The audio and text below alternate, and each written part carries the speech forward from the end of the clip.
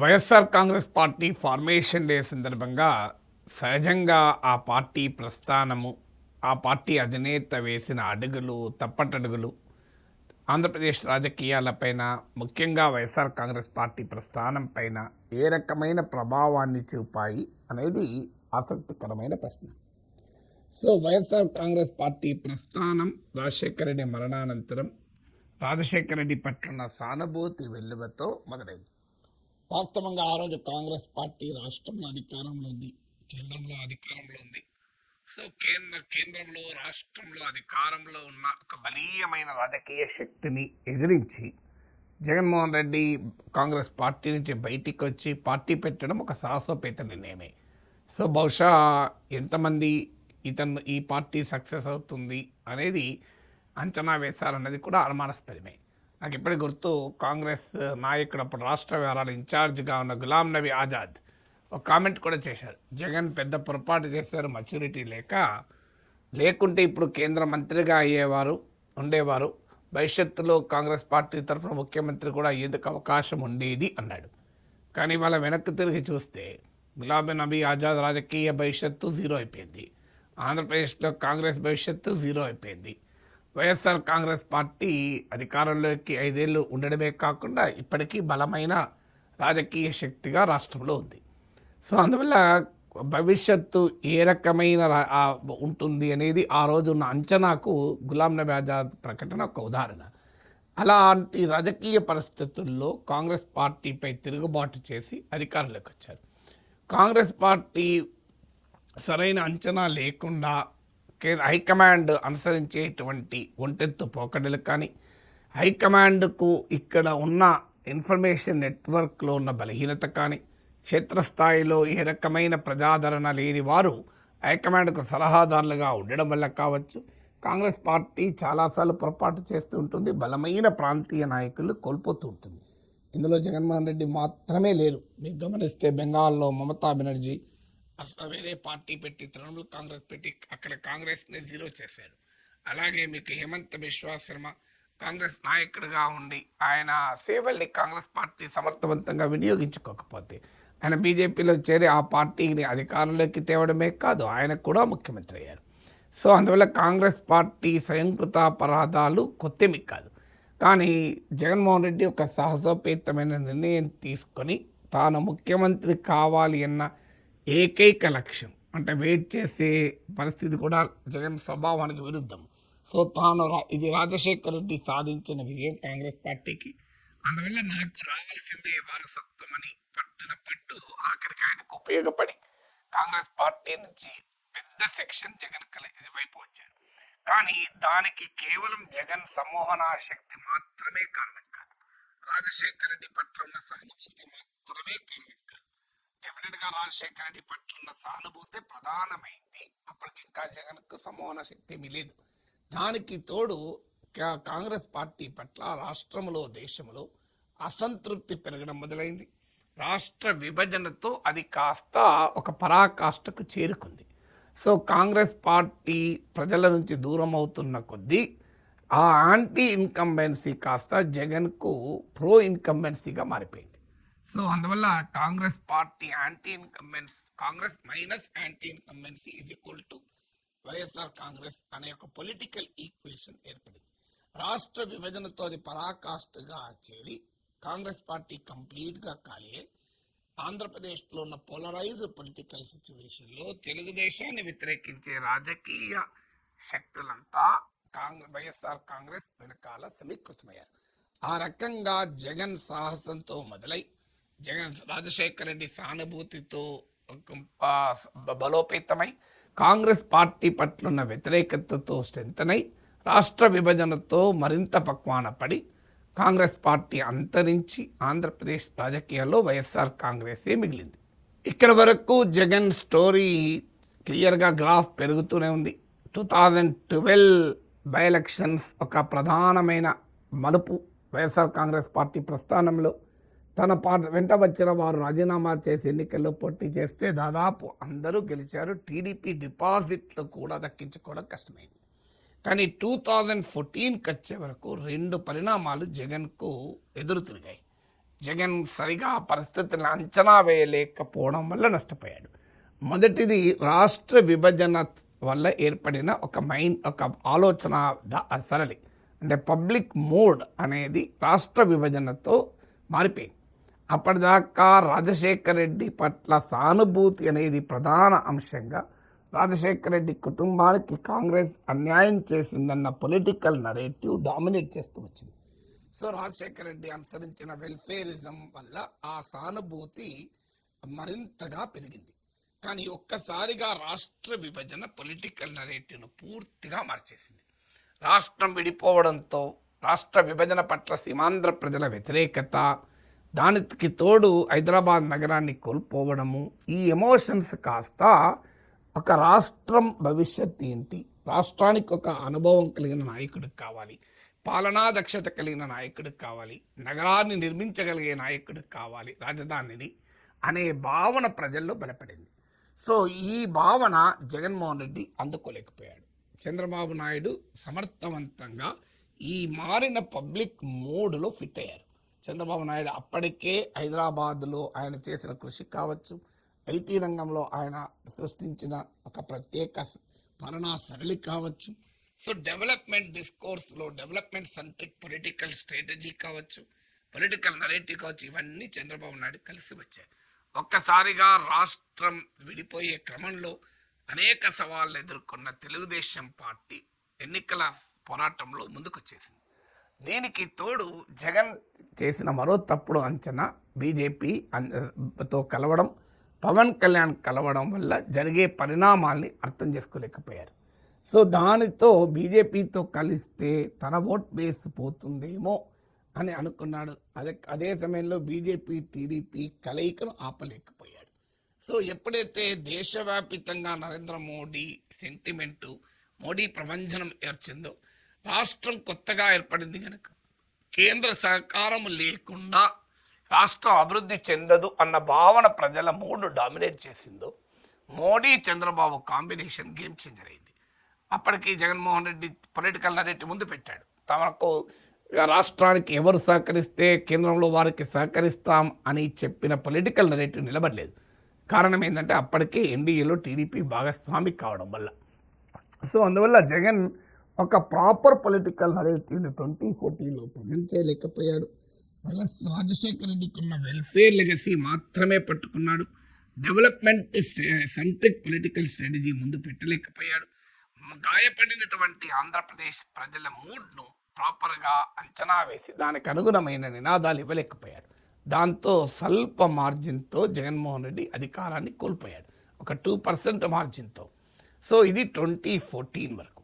ఇక 2014 తర్వాత జగన్కు పరిస్థితులు కలిసి వచ్చాయి.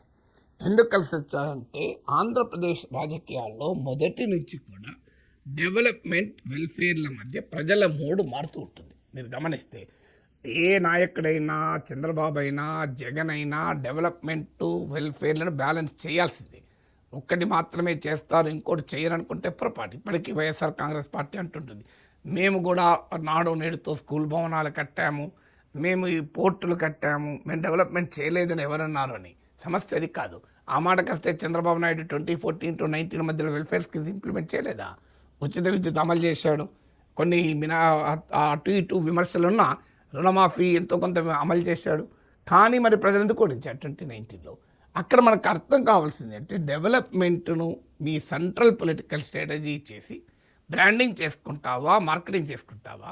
వెల్ఫేర్ను సెంట్రల్ పొలిటికల్ స్ట్రాటజీ చేసి మార్కెటింగ్, బ్రాండింగ్ చేసుకుంటావా అన్న దాన్ని బట్టి ప్రజల తీర్పు ఆధారపడి ఉంటుంది. మీకు ఎన్టీ రామారావు 1982లో పార్టీ పెట్టాక, తెలుగుదేశం పార్టీ అధికారంలోకి వచ్చాక వెల్ఫేర్ అనేది ప్రధానమైన అస్త్రంగా ఎన్టీ రామారావు పాలన సాగింది. అంటే అర్థం డెవలప్మెంట్ జరగలేదని కాదు, కానీ ఎన్టీ రామారావు పొలిటికల్ స్ట్రాటజీలో వెల్ఫేర్ ప్రధానంగా వినపడ్డది. 2 రూపాయల కిలో బియ్యం కావచ్చు, జనతా వస్త్రాలు కావచ్చు, కూడు గుడ్డ బిడ్డ, కూడు గుడ్డ గూడు అనే నినాదం కావచ్చు, ఇవన్నీ కూడా 89కి వచ్చే వరకు ఆ వెల్ఫేర్ పైనే ఫోకస్ చేస్తున్నాడనే భావన కాస్త రామారావు ఓడించింది. మీరు గమనిస్తే ఆ తర్వాత 91లో కాంగ్రెస్ పార్టీ ఎకనామిక్ రిఫార్మ్స్ మొదలుపెట్టడం, పివి నరసింహారావు నాయకత్వంలో కంప్లీట్గా వెల్ఫేర్ని ఇగ్నోర్ చేయడం, డెవలప్మెంట్ గ్రోత్ అనే మోడల్నే పట్టుకోవడం వల్ల 94లో జరిగినటువంటి అసెంబ్లీ ఎన్నికల్లో కాంగ్రెస్ ఓడిపోయి రాష్ట్రంలో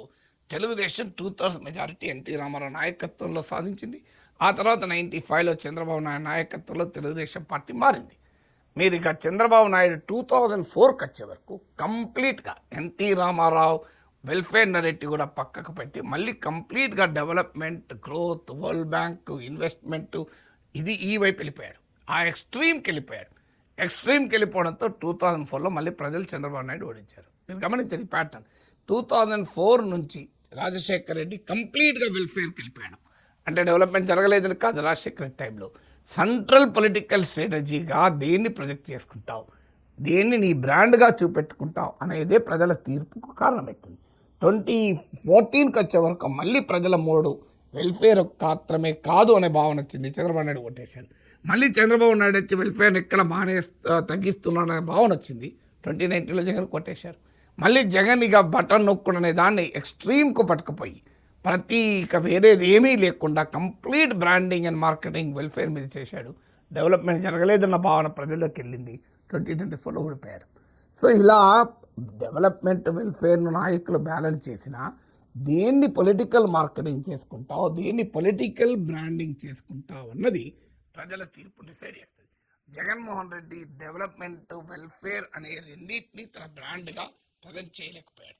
ఒక ఎక్స్ట్రీమ్ వెల్ఫేర్ మీదకి వెళ్ళిపోవడం కాస్త జగన్ను తీవ్రంగా నష్టం చేసింది. అందుకే ప్రజలు వెల్ఫేర్ సంక్షేమ పథకాలన్నీ అమలు చేసినా కూడా ప్రజలు వ్యతిరేక తీర్పు చెప్పారు 2024లో. ఇక థర్డ్ ఫ్యాక్టర్, ఆంధ్రప్రదేశ్ రాజకీయాలకు, క్యాపిటల్కు చాలా కీలకమైన లింక్ ఉంది. ఎందుకంటే రాష్ట్రం విడిపోయాక హైదరాబాద్ నగరంతో సీమాంధ్ర ప్రజలకున్న social, cultural, economic, emotional connect కాస్త ప్రజలలో పబ్లిక్ మూడ్ డామినేట్ చేసింది. అందుకే మీకు 2014లో రాజధాని కావాలి అనే భావన చంద్రబాబు నాయుడు గెలుపుకు కీలక పాత్ర పోషించింది. ఎందుకంటే చంద్రబాబు నాయుడు డెవలప్మెంట్ ఇమేజ్ కావచ్చు, హైదరాబాద్ నగరంలో ఆయన చేసిన కృషి కావచ్చు, చంద్రబాబు నాయుడుకు బెనిఫిట్ అయింది. సో ఇది తెలిసి కూడా జగన్మోహన్ రెడ్డి పొరపాటు చేశారు 2019-24లో. ఎందుకంటే ప్రజల మూడ్లో హైదరాబాద్ ఒక కీలకమైంది, రాజధాని ఒక కీలకమైంది. రాజధాని సెంటిమెంట్, రాజకీయ ప్రభావాన్ని జగన్ ఘోరంగా ఫెయిల్ అయ్యాడు అంచనా వేయడంలో. అమరావతిని చంద్రబాబు నాయుడు ప్రతిపాదిస్తే ఆ అమరావతి పూర్తి కాకపోవడం చంద్రబాబు నాయుడు టీడీపీని కాటు వేస్తే అమరావతిని కంప్లీట్గా భూస్థాపితం చేసే ప్రయత్నం చేయడం జగన్ను తీవ్రంగా కాటువేసింది. మామూలుగా కాటువేలే. అన్ఫార్చునేట్లీ ఫర్ వైఎస్ఆర్ కాంగ్రెస్ ఇప్పటికీ జగన్ దాన్ని గుర్తించడం లేదు. ఇప్పటికీ అడపాదడప అమరావతి పైన నెగిటివ్ కామెంట్ చేస్తూనే ఉంటారు. కానీ ప్రజల్లో అమరావతి అనేది ఆ 29 గ్రామాల సమస్యని కాదంటే కృష్ణా, గుంటూరు జిల్లాల సమస్య అని, రాష్ట్రం అంతటి సమస్య కాదని జగన్ భ్రమపడ్డారు. కానీ హైదరాబాద్ నగరం లేని రాష్ట్రం ఏర్పాటు కావడం, చారిత్రకంగా కూడా రాజధానిని కోల్పోతూ సీమాంధ్ర ప్రజలు రావడం, చెన్నైని కోల్పోవడం, కర్నూలు కోల్పోవడం, ఇప్పుడు మూడోసారి హైదరాబాద్ కోల్పోవడం, దీంతో ప్రజల్లో ఉన్న క్యాపిటల్ సెంటిమెంట్ను జగన్ అంచనా వేయలేకపోయాడు. దీనికి ప్రధానమైన కారణం చంద్రబాబు నాయుడు పైన వ్యక్తిగత ద్వేషం. అంటే క్షేత్రస్థాయిలో ప్రజల మూడు అర్థం చేసుకోవడం కన్నా తనకున్న పర్సనల్ హాస్టిలిటీ, పర్సనల్ అంటగనిజం అంటారే, ఆ వ్యక్తిగత ద్వేషం కాస్త డామినేట్ చేసింది. అమరావతిని తెలుగుదేశం పార్టీ చంద్రబాబు బ్రాండ్గా రూపొందించడం, ప్రొజెక్ట్ చేయడం జగన్ భరించలేకపోయాడు. అందుకే చంద్రబాబు నాయుడు బ్రాండ్ను అంగీకరించలేని జగన్ 3 రాజధానుల ముందుకు తీసుకొచ్చి తీవ్రంగా నష్టపోయాడు. సో అందువల్ల థర్డ్ ఫ్యాక్టర్ ఏంటి, ప్రజల నీ వ్యక్తిగత అభిప్రాయాలు, ద్వేషాలు, సెంటిమెంట్లు కాదు, ప్రజల మూడ్ను పర్ఫెక్ట్గా అంచనా వేయకపోతే, తన ప్రత్యర్థి మంచి చేసినా యాక్సెప్ట్ చేయకపోతే ప్రజలు అంగీకరించరు అనటానికి అమరావతి పైన ప్రజల సెంటిమెంట్ రాష్ట్ర రాజకీయాన్ని ఏ రకంగా ప్రభావితం చేసిందో మనకు అర్థమవుతుంది. ఇక 4వది, చంద్రబాబు నాయుడు పట్ల వ్యక్తిగత ద్వేషం కేవలం అమరావతికే పరిమితం కాలే, అది తారస్థాయికి చేరి ఆఖరికి చంద్రబాబు నాయుడు అరెస్ట్ దాకా పోయింది. అసెంబ్లీలో ఆయన ఫ్యామిలీని కూడా తీసుకొచ్చి వ్యక్తిగతంగా అవమానించే స్థాయికి వెళ్ళింది. చంద్రబాబు నాయుడు అసెంబ్లీలో కన్నీళ్లు పెట్టుకునే దాకా వెళ్ళింది. సో చంద్రబాబు నాయుడు పట్ల ఈ వ్యక్తిగత ద్వేషం కాస్త జగన్ రాజకీయ పతనానికి ఒక ప్రధానమైన కారణమైంది. సో అంచనా వేయలేంది ఏంటంటే ప్రజల మూడు ఏ రకంగా మారుతుంది, ప్రజలు ఏ రకంగా స్పందిస్తారు అనేది గుర్తించలేకపోయారు. సో దానికి తోడు ఏకపక్ష పాలన, అంటే పాలిటిక్స్ను హైలీ సెంట్రలైజ్ చేసి హైలీ పర్సనలైజ్ చేస్తే రాజకీయాల్లో వ్యతిరేక ఫలితాలు వస్తాయన్నది జగన్కి ఇప్పటికైనా అర్థం కావాల్సిన అంశం. కంప్లీట్గా పర్సనలైజ్ చేశాడు. ఎమ్మెల్యేలను ఇష్టం వచ్చినట్టుగా సీట్లు మార్చేశాడు. తనను చూసి గెలుస్తారు ఓడుతారనే కంక్లూజన్కి వచ్చారు. ఈ మధ్య చంద్రబాబు నాయుడు కూడా అదే మాట ఎమ్మెల్యేలతో అన్నారు. అది కొంతవరకు నిజమే, కానీ పూర్తిగా నిజం కాదు. సో అదే సమయంలో కంప్లీట్లీ హైలీ సెంట్రలైజేషన్, ఏమాత్రం డెమోక్రటిక్ స్పేస్ పార్టీలోనూ రాజకీయాల్లోనూ ప్రభుత్వంలోనూ లేని పరిస్థితి తీసుకొచ్చారు. తన ఒక బలమైన సామాజిక పునాది వేసుకున్నా కూడా చంద్రబాబు నాయుడు మీద కోపంతో ఆఖరికి కమ్మాస్ పైన కూడా ద్వేషాన్ని వెదకెక్కాడు. ఒక ముఖ్యమంత్రి స్థాయిలో ఉండి కులం పేరు పెట్టి కమ్మాలని తిట్టాడు. సో ఇదంతా కూడా ప్రజలు యాక్సెప్ట్ చేయలేదు. మీరు గమనిస్తే అంటే ప్రజలు ఈ వ్యక్తిగత రాగద్వేషాల ప్రాతిపదిక కలిగిన రాజకీయాలు మాకు సంబంధం ఏంటి అనుకున్నారు. మీకు స్థానిక ఎన్నికల సమయంలో వ్యవహరించిన తీరు కావచ్చు, అంటే ప్రజలు దేన్నైనా యాక్సెప్ట్ చేస్తారు మన సమాజంలో. ఈవెన్ అవినీతిని కూడా యాక్సెప్ట్ చేస్తారు. ఎందుకంటే రాజకీయాల్లో అందరూ అవినీతి పనులే కదా. అవినీతి లేకుండా రాజకీయాల్లో డబ్బు ఎలా వస్తుంది, లేకుండా మాకెలా పంచుతున్నారని ప్రజలకు తెలుసు. కానీ అహంకారాన్ని, అహంభావాన్ని ప్రజలు అంగీకరించారు. ఎప్పుడైనా రాజకీయ అహంకారం, రాజకీయ అహంభావం నాయకులకు ఉంది అని భావిస్తే ప్రజలు చాలా తీవ్రంగా చెప్తారు. అది మీకు తెలంగాణలో కేసీఆర్ విషయంలో జరిగింది, ఆంధ్రప్రదేశ్లో జగన్ విషయంలో జరిగింది. రేపు చంద్రబాబు విషయంలోనైనా ఇది లెస్సనే. ఆ లెసన్ పాటించకపోతే జరిగే నష్టం అనివార్యంగా జరుగుతుంది. ఇక 5వది కేంద్రము, రాష్ట్రము, రాజకీయ పార్టీల వ్యవహార శైలి. మీకు ఆంధ్రప్రదేశ్కు, తెలుగు ప్రజలకు చరిత్ర ఉంది. కేంద్రంపై పోరాటంలోనే రాష్ట్ర రాజకీయాలు ప్రభావితం చేస్తూ వచ్చాయి. ఎన్టీ రామారావు తెలుగుదేశం పెట్టడం కేంద్రంపై తిరుగుబాటు. ఆనాడు కేంద్ర రాజకీయాలపైనే తిరుగుబాటుగా ఒక ప్రాంతీయ పార్టీగా తెలుగుదేశం ఏర్పడింది. సో ఆ తర్వాత రాష్ట్ర విభజన కాంగ్రెస్ పార్టీ నాయకత్వంలో కేంద్ర ప్రభుత్వం చేస్తే సీమాంధ్ర ప్రాంత ప్రజలు కేంద్ర ప్రభుత్వానికి వ్యతిరేకంగా తిరగబడ్డారు. అందులో 80s తిరగబడితే మళ్ళీ 2014కు ముందు తిరగబడ్డారు. సో ఈ చరిత్ర తెలుగు ప్రజలకు, సీమాంధ్ర ప్రజలకు ఉంది. కానీ ఆ వాస్తవాన్ని ఆంధ్రప్రదేశ్లో రాజకీయ పార్టీలు గుర్తించలేకపోతున్నాయి. సో 2 రకాల పరిస్థితులు ఆంధ్రప్రదేశ్లో. ఒకటి కేంద్రంతో కలిసి పాలిటిక్స్ ఆఫ్ అకామిడేషన్, లేదా 2 politics of confrontation, 3 politics of compromise. ఈ 3 రకాల రాజకీయాల్ని పార్టీలు అనుసరించాయి. ఈ 3 ఏది ప్రజలు అంగీకరించారు? 4వది లేదు, politics of constructive engagement, politics of assertion లేదు. ఇప్పుడు ఎన్టీ రామారావు టైంలో it was politics of assertion. కేంద్రం పైన పోరాటం అంటే రాష్ట్ర హక్కుల కొరకు నిలబడడం. 2014కు ముందు కేంద్రంపై పోరాటం అంటే సీమాంధ్ర ప్రజల హక్కుల కొరకు పోరాటం. దాన్ని పాలిటిక్స్ ఆఫ్ అసర్షన్ అంటారు. కానీ పాలిటిక్స్ ఆఫ్ అసర్షన్ లేకుండా ఉంటే పాలిటిక్స్ ఆఫ్ అకామిడేషన్, కాదంటే పాలిటిక్స్ ఆఫ్ కాన్ఫ్రంటేషన్ లేదా politics of compromise. Chandrababu Naidu ఒకవైపు పాలిటిక్స్ ఆఫ్ అకామిడేషన్, ఒక్క సమయంలో పాలిటిక్స్ ఆఫ్ కాన్ఫ్రంటేషన్ పెట్టుకున్నాడు. పాలిటిక్స్ ఆఫ్ అకామిడేషన్ వల్ల టీడీపీ లాభపడింది, పాలిటిక్స్ ఆఫ్ కాన్ఫ్రంటేషన్ వల్ల నష్టపోయింది 2014. కారణం పాలిటిక్స్ ఆఫ్ అసర్షన్ ప్రత్యామ్నాయంగా లేకపోవడం. ప్రత్యామ్నాయంగా ఉన్నది పాలిటిక్స్ ఆఫ్ కాంప్రమైజ్. జగన్ కేంద్రంతో రాజీ పడడం వల్ల చంద్రబాబు నాయుడు కేంద్రంతో రాజీ పడడాన్ని వ్యతిరేకంగా పోరాడలేకపోయాడు. సో కేంద్రంలో భాగం కావడము, రాష్ట్రానికి ప్రత్యేక హోదా ఇవ్వకపోయినా ఏమీ చేయలేని నిస్సహాయ పరిస్థితిలో ఉండడము రాజకీయంగా జగన్కు ఉపయోగపడే అంశం. కానీ ఆ సెంటిమెంట్ను ఉపయోగించుకోవడంలో 2019కు ముందు కొంత ప్రయత్నం చేశాడు, సాధించాడు కూడా. మీరు గమనిస్తే కేంద్ర పార్లమెంట్లో కేంద్ర ప్రభుత్వానికి వ్యతిరేకంగా అవిశ్వాస తీర్మానం పెట్టారు, ప్రత్యేక హోదా కొరకు మాట్లాడారు. అది గమనించి చంద్రబాబు నాయుడు కూడా కేంద్రంతో విడగొట్టుకొని పాలిటిక్స్ ఆఫ్ కన్ఫ్రంటేషన్ మొదలు పెడితే ప్రజలు యాక్సెప్ట్ చేయలేదు. అప్పటిదాకా పాలిటిక్స్ ఆఫ్ అకామిడేషన్ చేసి ఒక్కసారి ఎన్నికల ముందు పాలిటిక్స్ ఆఫ్ కాన్ఫ్రంటేషన్ ఇస్తే ప్రజలు అంగీకరించలేదు. ఆ జగన్మోహన్ రెడ్డికి ఆ మేరకు ప్రజలు దీవించారు కేంద్రంతో ఫైట్ చేసినందుకు. కానీ తర్వాత తాను చీఫ్ మినిస్టర్ అయ్యాక ఆ ఫైట్ పూర్తిగా వదిలేసి తన మీదున్న కేసుల వల్ల పాలిటిక్స్ ఆఫ్ కాంప్రమైజ్ మొదలుపెట్టాడు. దాని పర్యవసనం 2024లో ఓటాడు. అందువల్ల పాలిటిక్స్లో నీవు ఏ అసర్షన్ లేకుండా తెలుగు అస్తిత్వ రాజకీయాలు, ప్రాంతీయ రాజకీయాలకు మూలమే పాలిటిక్స్ ఆఫ్ అసర్షన్. ఆ పాలిటిక్స్ ఆఫ్ అసర్షన్ లేకపోవడం కూడా వైఎస్ఆర్ కాంగ్రెస్ పార్టీకి నష్టమే. ఆరవది, రాష్ట్రాన్ని జగన్మోహన్ రెడ్డి సక్సెస్ఫుల్గా టీడీపీ వైసీపీల మధ్య ఎన్నికల్ని పొలరైజ్ చేయడంలో సక్సెస్ అయ్యాడు.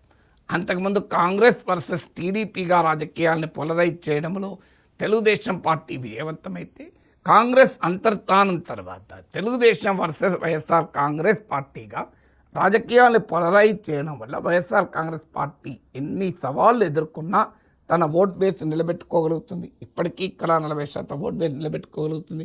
కొన్ని సామాజిక వర్గాలు బలంగా వైఎస్ఆర్ కాంగ్రెస్ వెనకాల ర్యాలీ కాగలుగుతున్నాయి. సో అందువల్ల ఆంధ్రప్రదేశ్ రాజకీయాల్లో మళ్ళీ ఎప్పుడైనా తెలుగుదేశం పట్ల వ్యతిరేకత వస్తే ఆ ప్రయోజనాన్ని పొందగలిగే స్థితిలో వైఎస్ఆర్ కాంగ్రెస్ను జగన్మోహన్ రెడ్డి ఉంచగలిగాడు. సో అక్కడి నుంచి అడగలక ముందుకేసి కొత్త తటస్థ సెక్షన్లను అట్రాక్ట్ చేయగలిగితే రాజకీయంగా ముందుకు పోతాడు. ఆ తటస్థ సెక్షన్లను కనుక అట్రాక్ట్ చేయలేకపోయినా, తెలుగుదేశం పార్టీ పట్ల అసంతృప్తి పెరగకపోయినా జగన్మోహన్ రెడ్డి రాజకీయంగా మరో అడుగు ముందుకేయడం కష్టమవుతుంది.